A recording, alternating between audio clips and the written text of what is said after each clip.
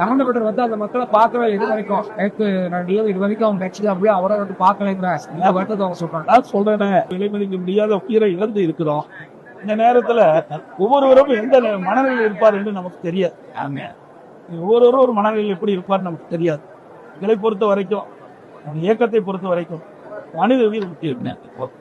மக்கள் அரசியல் கட்சி தலைவர்கள் கூட்டத்தில் கலந்து கொள்கின்ற பொழுது அந்த கலந்து கொண்டிருக்கின்ற மக்களுக்கு எவ்வித பாதிப்பும் இல்லாமல் இருக்க வேண்டும் என்று அழைப்பார்.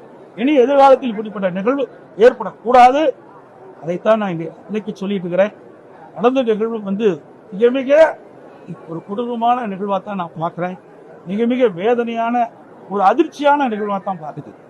இன்றைக்கு நான் ஏற்கனவே குறிப்பிட்டதை போல இன்றைக்கு இதுவரை தமிழகத்திலும் சரி இந்தியாவிலும் சரி ஒரு அரசியல் கட்சி பொதுக்கூட்டத்தில் இவ்வளவு பேர் இறந்ததாக தெரியவில்லை. எனக்கு தெரிந்தவரை தெரியவில்லை.